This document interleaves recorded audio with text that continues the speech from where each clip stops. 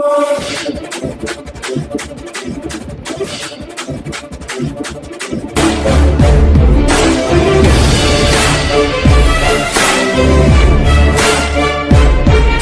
प्यारे हिंदुस्तान न्यूज 24/7 में आपका हार्दिक स्वागत है। खबर हरियाणा के रोहतक से। 2 जून को रोहतक पीजीआई बड़े सादे ढंग से मनाएगा अपना स्थापना दिवस। संस्थान में कई नए प्रोजेक्टों की होगी शुरुआत। विश्वविद्यालय के कुल गीत का कुलपति करेंगे अनावरण। तीसरी लहर की आशंका को देखते हुए पीजीआई के वार्ड 14, 15, 16 व 17 में ऑक्सीजन बेड की संख्या बढ़ाए जाने पर कार्य होगा शुरू। बच्चों के लिए नए 100 बेड का आईसीयू, 400 ऑक्सीजन बेड व 100 बिना ऑक्सीजन के बेड तैयार करने पर शुरू हुआ कार्य। हवन करने के साथ पीपी मोड पर शुरू की जाएगी नई हीमोडायलिसिस मशीन। 750 रुपये में डायलिसिस की मिलेगी सुविधा। लाला श्यामलाल बिल्डिंग में होगी पोस्ट कोविड केयर वार्ड की स्थापना। पोस्ट कोविड केयर ओपीडी उमंग की भी जल्द होगी पीजीआई में शुरुआत। तक पीजीआई हर वर्ष 2 जून को अपना स्थापना दिवस मनाता है। इस कोविड महामारी के चलते इसे काफी बड़े स्तर पर न मनाकर छोटे स्तर पर ही मनाया जाएगा और संस्थान के कई नई प्रोजेक्टों की शुरुआत भी होगी, जिससे संस्थान में आने वाले मरीजों के लिए सहूलियतें बढ़ सकेंगी। यह कहना है पीजीआईएमएस के कुलपति डॉक्टर ओपी कालरा का। वे मंगलवार को अपने कार्यालय में एक पत्रकार वार्ता को संबोधित कर रहे थे। इस अवसर पर पत्रकारों को संबोधित करते हुए कुलपति डॉक्टर ओपी कालरा ने कहा कि संस्थान का पूरा प्रयास रहता है कि आने वाले मरीज को किसी प्रकार की कोई परेशानी का सामना न करना पड़े। विश्वविद्यालय के स्थापना दिवस के उपलक्ष्य में सबसे पहले मंगलवार को विश्वविद्यालय के कुल गीत का अनावरण किया जाएगा।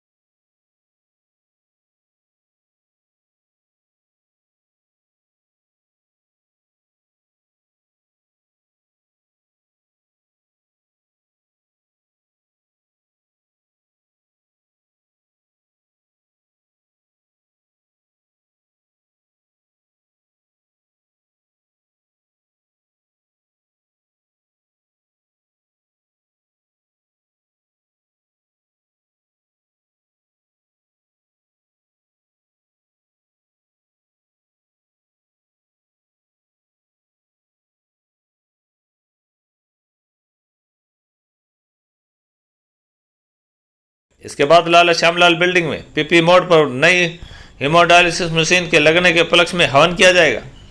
उन्होंने बताया कि पीजीआई में 4 शिफ्टों में डायलिसिस की जाती है। उसके बावजूद भी मरीजों की अधिक संख्या होने के चलते इस प्रकार पीपी मोड के माध्यम से डायलिसिस की जरूरत थी, ताकि मरीजों को बाहर 2 से 4 हजार रुपये खर्च न करना पड़े और अत्याधुनिक मशीनों पर उन्हें मात्र 750 रुपये में ही डायलिसिस की सुविधा मिल सकेगी।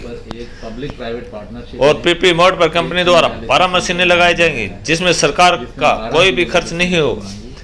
डॉक्टर कालरा ने बताया कि स्थापना दिवस के उपलक्ष्य में ही सेंट्रल कोविड-19 कंट्रोल रूम, जो कि नशा मुक्ति केंद्र की बिल्डिंग में बनाया गया है, उसका शुभारंभ भी किया जाएगा।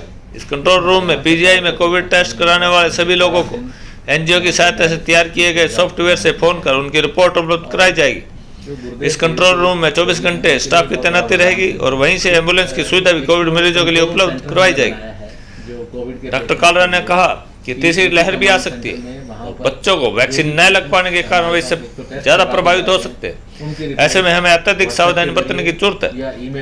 उन्होंने कहा कि बच्चों में महामारी आती है तो 15% केस ऐसे आते हैं जिन्हें भर्ती करने की जरूरत होती है। उन्होंने कहा कि युवराज फाउंडेशन की सहायता से लाला श्यामलाल बिल्डिंग में एक 100 बेड का आईसीयू तैयार किए जाने पर कार्य चल रहा है। तीसरी लहर की आशंका को देखते हुए वार्ड 14, 15, 16 व 17 में ऑक्सीजन बेड की संख्या बढ़ाए जाने पर कार्य शुरू कर दिया गया है और अतिरिक्त आईसीयू के लिए भी कार्य शुरू कर दिया गया है। जल्द ही बच्चों के लिए 100 बेड का आईसीयू, 400 ऑक्सीजन बेड व 100 बिना ऑक्सीजन के बेड तैयार करने पर कार्य चल रहा है, ताकि तीसरी लहर में किसी प्रकार का अचानक कोई कमी ना आ पाए। डॉक्टर कालरा ने बताया कि उनका प्रयास है कि संस्थान में ऑक्सीजन जनरेट हो। इसके लिए ऑक्सीजन जनरेटर प्लांट लाला श्यामलाल बिल्डिंग के पीछे बनाया जा रहा है। यहीं पर बाल्टनिंग प्लांट भी लगाया जाएगा। उन्होंने बताया कि एक प्लांट 15 जून तक तैयार हो जाएगा, दूसरा प्लांट 30 जून तक, जबकि तीसरा 15 जुलाई तक तैयार हो जाएगा। इसके बाद पीजीआईएमएस में 2833 लीटर की क्षमता हो जाएगी। और डॉक्टर कालरा ने कहा कि अभी तक पीजीआईएमएस में ब्लैक फंगस के 166 मरीज आए हैं, जिसमें पहले केवल ब्लैक फंगस के मरीजों के लिए वार्ड 8 व 11 में ही निर्धारित किया गया था। अब चर्म रोग विभाग का वार्ड 20 को भी ब्लैक फंगस के मरीजों के लिए रिजर्व कर दिया गया है।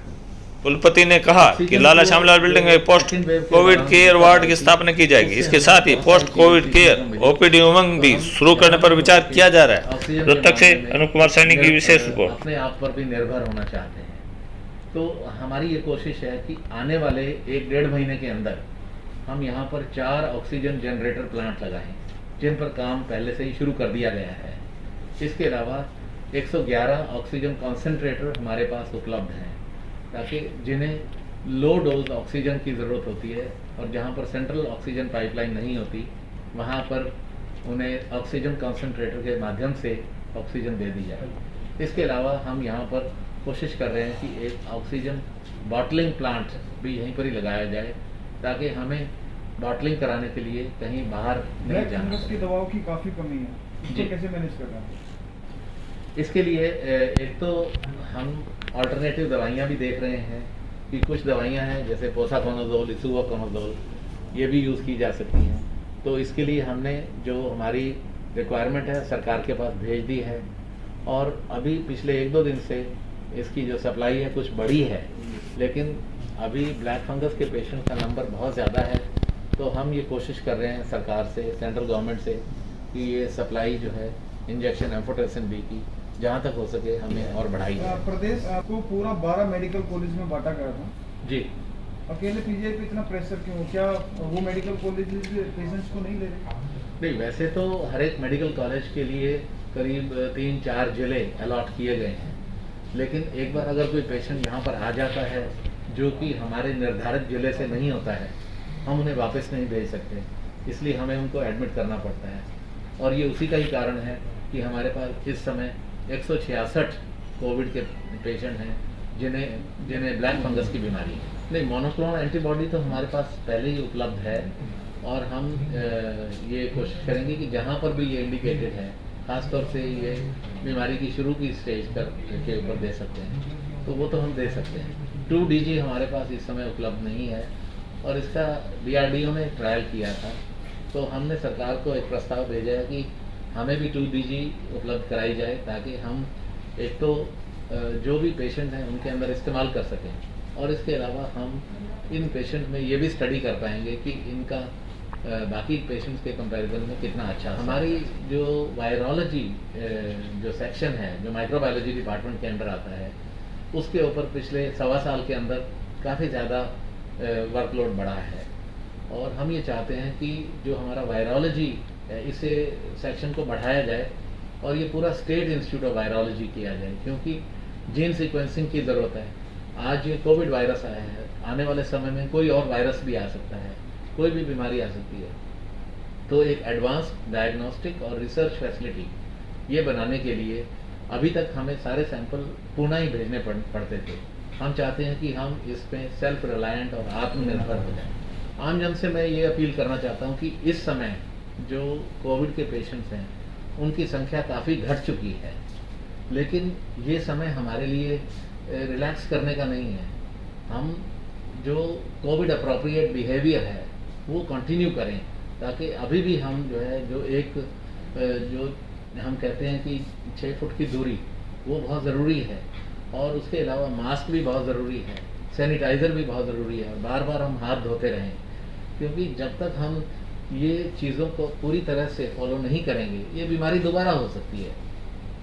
ये इस तरह की बीमारी है कि एक के बाद दूसरी वेव, दूसरी के बाद तीसरी वेव आ सकती है, तो हमें बिल्कुल भी ढीले नहीं होना है और ढिलाई बिल्कुल नहीं बरतनी है, ये बीमारी दोबारा से ना आए।